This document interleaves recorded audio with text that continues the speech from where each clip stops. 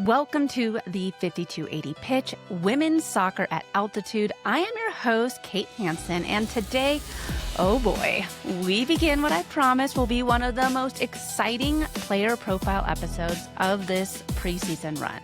The spotlight belongs to a hometown hero, a Colorado-born forward whose journey from Colorado Springs to national spotlight and now full circle back to the beautiful Colorado Rocky Mountains has captured the hearts of fans everywhere. Ally Watt.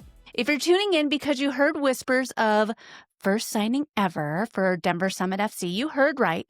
Ally Watt is that signing. And let me tell you, folks, this isn't just a signing.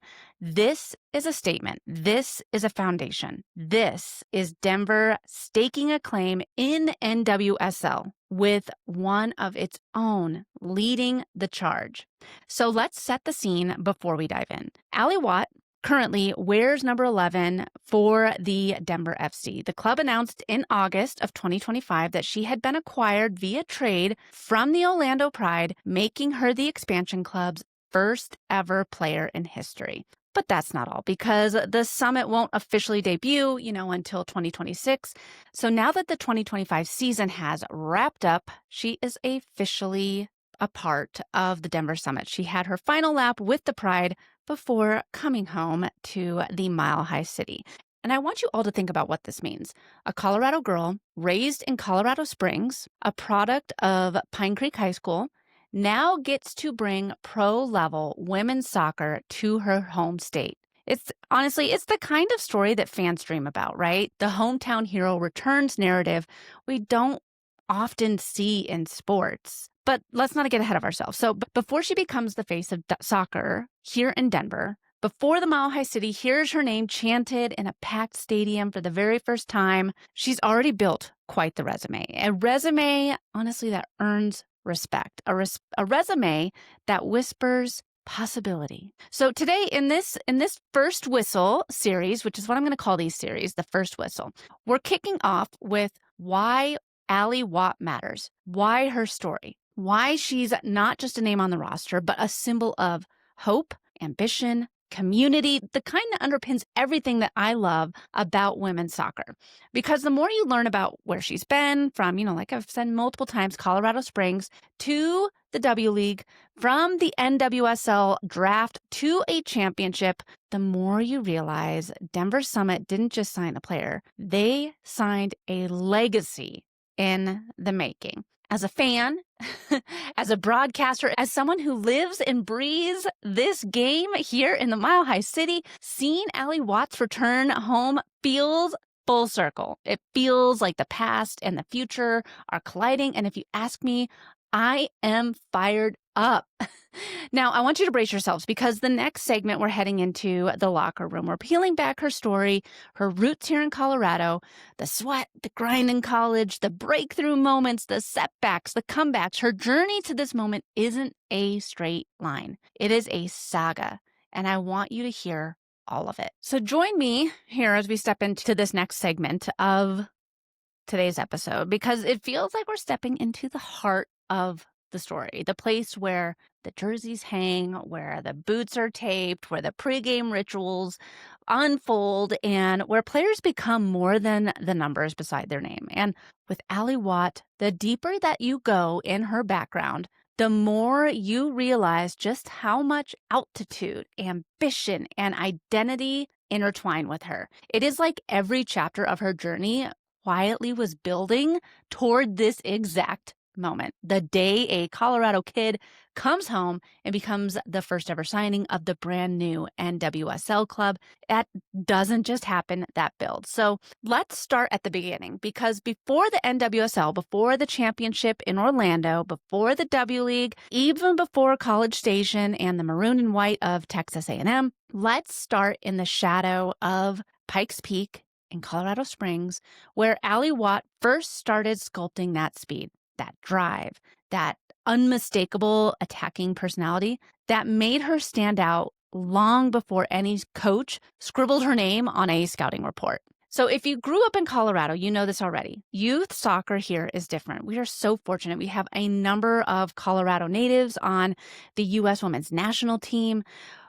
women's soccer in Colorado is is an entire movement. And I have two little girls. They both play soccer, and I got to tell you, it is different here in Colorado. As you know, we play a mile above sea level where lungs have to do a little bit more. We're sprinting the entire length of the pitch is a slightly different challenge where the wind sometimes does an unpredictable thing to a through ball. As somebody that has grown up in Colorado, I played college softball in Durango, and it's no joke, that wind. The college softball field was at the edge of the mesa, and man, it was just pure wind. And springtime in Colorado is definitely the windy season. And I used to love traveling as an athlete to any city that was not in Colorado, because I was like, I can run for miles. We have a competitive advantage here in Colorado because of the weather, because of the altitude. And players who grow up here, especially the fast ones, learn how to use the altitude as an ally instead of an obstacle. It's why so many coaches who watched Allie in those early days kept talking about her raw pace, her relentless engine, and her willingness to take on defenders. Those traits were there before her technique was polished, before the tactical refinement, even before the national attention. You hear that over and over when you talk to anyone who knew Allie in those early years. She was always the one who would test the limits of her own speed. And think about that foundation. A Colorado player growing up around cross-country runners, trail hikers, altitude junkies, Olympians. That mentality cannot help but seep into your DNA. It builds a specific kind of sporting personality, one that doesn't fold at the first sign of fatigue and doesn't blink when the game turns into a sprint-heavy battle. That's a thread you can see running from her youth days straight through her college career at Texas A&M, where she didn't just become one of the best forwards in program history, she became one of the most statistically dominant players in the SEC. Now, Texas A&M is a massive part of the Allie Watts story, and the thing I always remind fans, especially fans that are newer to the NWSL, that college resumes can sometimes get flattened in hindsight. We summarize college resumes into a sentence or two, like led the SEC in goals, points, shots, and assists. And actually, that statement is true for Watt. The deeper significance of that dominance often gets overlooked because in the college game, leading a Power 5 conference in all four of those major categories is almost unheard of. It's not just volume, it is versatility, it's consistency, and it's pressure. So again, I want to repeat those. She led the SEC in goals, points, shots, and assists. That's insane.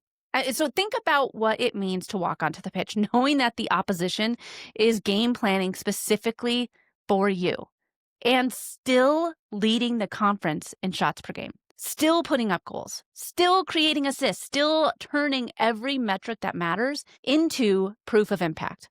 That is the sign of a player who doesn't merely show flashes, she sustains danger. At Texas A&M, Allie Watt didn't just perform, she sculpted the identity we now know for her. The trademark acceleration in the final third, the instinct to break lines before defenders even registered the threat, the willingness to shoot, and shoot frequently from angles most forwards don't even attempt. And all those tendencies are reflected in her advanced metrics later in her pro career. The high shot volume, the elite non-penalty expected goals per 90, and ranking in the 98th percentile in NPXG per 90. Those metrics don't come out of nowhere, right? They start in college, where she lived inside that high-octane, chance-creating, fast break style that A&M is famous for.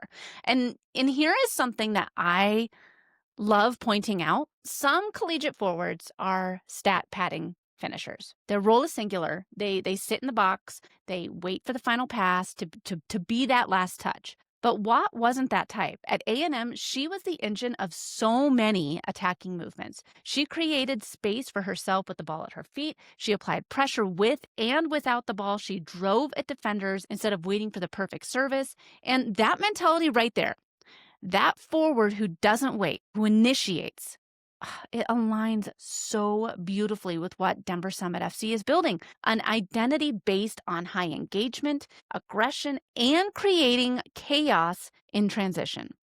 Now, as she entered the professional ranks, things didn't take a straightforward, linear path. And honestly, that is one of my favorite parts of her story because it makes everything happening now feel even more earned. So, her journey through the NWSL is, in many ways, a tour of some of the league's most distinctive environments. So, North Carolina, the Reign, the Orlando Pride, and each stop helped sharpen a different aspect of her craft. So let's talk about the courage a bit. So North Carolina is or was, depending on which era you're referencing, a team built around intensity, speed, and a press that suffocated opponents. It's a system that demands maximal work rate from its forwards. It's a system where sprinting isn't optional.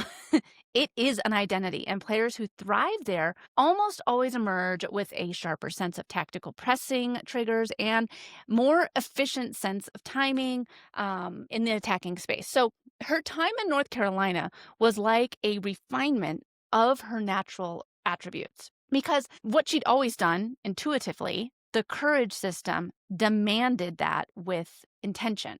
So then comes the Reign. So Reign is a completely different soccer school, more of a possession-based, more tactical, more emphasis on pattern play and combination sequences. And for a player like Watt, who thrives in direct transition, this experience forced the development of her connective play. It demanded that she learn how to integrate into the buildup rather than primarily at the end of it. And if you watch her minutes with the Reign, you could see these elements sharpening. The one-touch layoffs, the improved timing on diagonal runs, the smarter decisions in the final third. But the chapter where everything really came together, it was in Orlando. So the Orlando Pride were where Allie Watt truly blossomed into a consistent high contribution attacker. And it wasn't just about the goals, although goals matter. Goals help you win games. She logged 48 league matches, scoring 6 goals and 2 assists, and she added cup goals as well. So in playoff matches, she added postseason assists. And crucially, she was part of the 2024 Orlando Pride squad that won both the NWSL Shield and the NWSL Championship. So this is where context matters because winning the NWSL is brutal. There's no easy games. The league is deeply compressed, deeply competitive, deeply physical, and doing it with Orlando, a club historically known more for turbulence than trophies, makes that run even more meaningful because being a part of a roster that shifts the identity of an entire club, that is something that players carry for life. And everything that she did in Orlando builds toward the advanced analytic profile that she's become known for. So her high shot volume, the elite expected goal creation, the constant pressure on backlines, those underlying numbers, those aren't just stats, right? They're descriptions of behavior. They reflect a player who always tests the defense, always gets into meaningful areas, always forces action. And over 3 years in Orlando, that player didn't just refine those instincts. She became the player her teammates expected to stretch defenses, to open channels, and to create chaos. But if we're going to talk about the impact, we also need to talk about mindset because her move to Denver, the Denver Summit FC, isn't just about where she plays. It's about who she becomes while playing here. An expansion club that chooses you as player number 1, the very first signing ever. That is a massive statement. It says this player is the tone setter. This is the player who defines identity. This is someone that we are going to build around. And there's pressure, right? That comes with being the first. Not pressure in the sense of fear, but in responsibility. Responsibility to the locker room, responsibility to the fans, responsibility to the culture you are actively shaping from scratch. And I want you to think about that. Until Allie Watt's name went on that signing release, the club's official roster read 0 players. She wasn't signing on to something that was already built. She was signing on to a blank canvas. That blank canvas, that's powerful, right? It lets a player rewrite their story. It lets them lean into their strengths in the new environment. It lets them step into a leadership way that isn't always possible on a veteran roster that's loaded with established stars. Denver wasn't just giving her a jersey, they were giving her ownership, right? And the moment that she was announced as the first ever Denver Summit FC player, the first press photo, the first quote, the first social media wave, she became the face of something new, right? And that type of symbolism isn't lost on fans. It isn't lost on kids who grew up in Colorado Springs dreaming of something like this. It isn't lost on families who have watched the NWSL grow and always wondered when their state would have a team to support. And if you think that I'm romanticizing this a bit, go back to the coverage around her signing. Every single headline emphasized it. The homecoming, the first player, the Colorado connection. These stories matter. They matter because soccer is a cultural sport, a communal sport. The identity of a club is built not just through wins and losses, but through stories fans can attach their hearts to. And Allie Watt returning home is absolutely one of those stories. Now, there's another layer I want to highlight here because we don't talk about it enough when discussing expansion clubs. Players who return home often become the emotional spine of the fan experience. They are the ones who get recognized in supermarkets, the ones who show up at youth clinics and instantly become the favorites, the ones fans feel a protective kind of pride about. And in the NWSL, where community and supporter culture are so deeply intertwined with the players, those bonds create long-lasting relationships. And you can see already how the community has embraced her because Colorado, we love our own, right? Whether it's soccer, basketball, skiing, or anything in between. I mean, Michaela Schifrin, we Christian McCaffrey. We rally behind our hometown athletes, and our connection to our athletes is personal.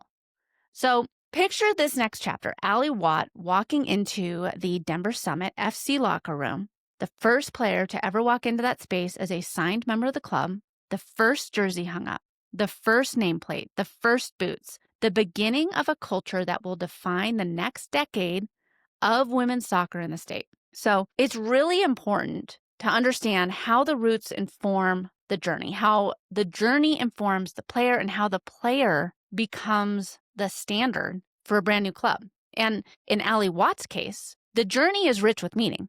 Elite soccer scorer, NWSL champion, high volume attacker, advanced metric standout, versatile forward who has adapted to multiple systems, and a Colorado native whose story comes full circle. And before we get into the next part of doing a deep dive here on Allie Watt, we're going to talk about what I expect to see from her as a player with the Summit, some of her advanced metrics. I want you to think about where she is going to be taking us. All these players were signed very intentionally. And I hope that by doing a deep dive into each of these players, you'll walk away with finding that's what this person's going to do. That is what this player is going to bring to our team, the Denver Summit. As we keep diving into the Denver Summit FC building its roster, its culture, its dream, I hope that you fans remember that we're a part of this foundation too. If you're listening right now, you are one of the first. You're at the starting line. You're part of the generation that gets to say, I was there before it all began. And Allie Watt is right there with you, shaping this club step by step. So as we wrap up this week's part 1 of this first whistle, which again, this is what I'm going to call these player deep dives that we're doing here as we kick things off, I want you to think about why Allie Watt matters, what you would like to see her bring to the Denver Summit. And we're going to get into some of what I think and a little bit more about key statistics and what we can expect from her and what we should be looking for as fans as we watch her in her first season for the Summit. We're going to get into all of that in the next episode.